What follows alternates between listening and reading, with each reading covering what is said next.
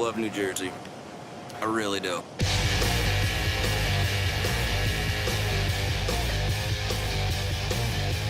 That's so good.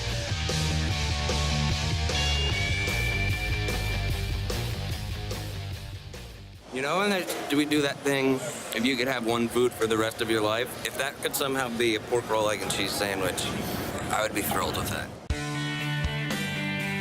I feel like you had an interesting viewpoint of how things are changing here.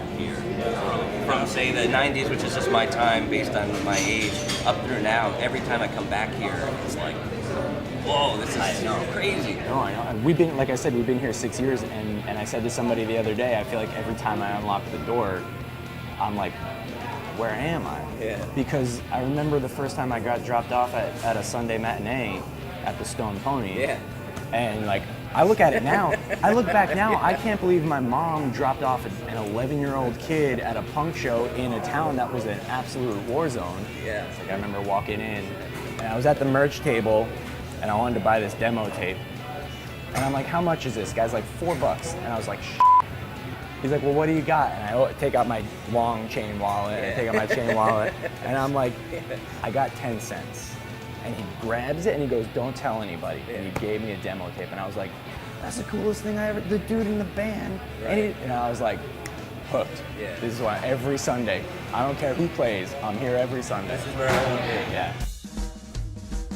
I remember taking the train from just up the coast from South Amboy and coming down, and that walk from the train station to the Stone Pony in the daytime was like, all right, we can do this. And then you just, at night when the show got out, we're like, Treacherous. all right, let's hit it. Yeah. You know, we got to get there. Yeah, it was. I mean, given the history of Asbury Park, everybody always wanted it to revitalize. Always. Nobody wanted it to be run down. I think the music scene plays a big part in that revitalization.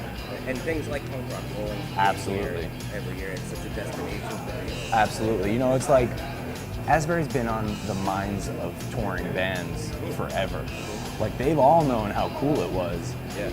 And now, a lot of people come through the cafe, and it's the same conversation every time they do. They're like, oh man, we haven't played here in 5 years, and it's crazy since we've been gone, you know? Yeah. And, but every touring band has known that Asbury's awesome. Since it was run down, they were like, you know, and so now they come through for something like punk rock bowling, and they're like, every year that something like this happens, it's different from year to year, you know? Yeah. It's pretty cool. The first punk records I bought, I know for a fact, because I had mowed lawns, and I walked to Rose Records in downtown Evanston, which was about like a 3-mile walk. I walked there and I bought Sham 69's Greatest Hits. Yeah. Which is like on Receiver Records, whatever that is. And I bought the Minor Threat 12-inch. And I bought them both, and I brought them back to the house, and I liked it so much that I went back because I wanted more records by both bands. Like, literally walked all the way back to see if I could buy some more, and that's when they told me that was the only Minor Threat record. And I believed them. I was very grateful. Check this out, this actually ties in. So I was a metal kid, freshman year in high school. I ended up meeting this guy and ended up joining a band that he's playing with. I knew some guys that he's playing with. And he was not a metal guy.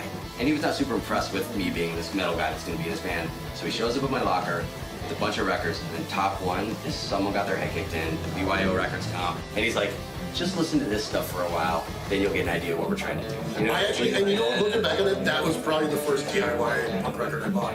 Someone Got Their Head Kicked In? So I did the Someone Got, because it's kind of funny because I was in CCD. I was so young, I was in CCD, like fighting. And I remember we were sitting in these chairs, and Walter was like, hey, check this out. And he gave me this cassette, and all it said on it was Someone Got Their Head Kicked In.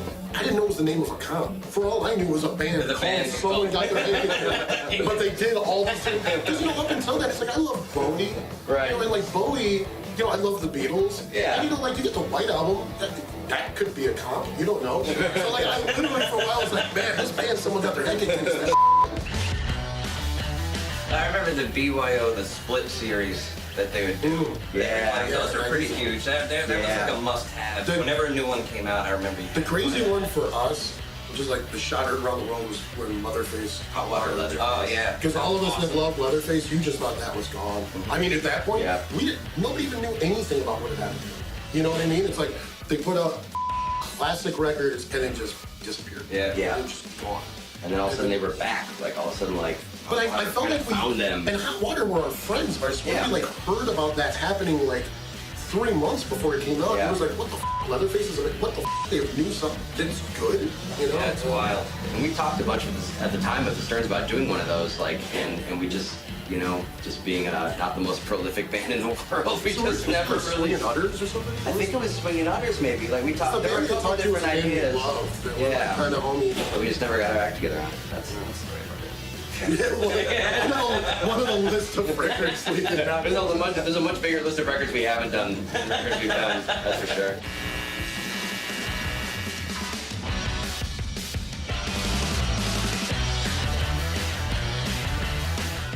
The Dan Patrick Show, weekday mornings on Audience.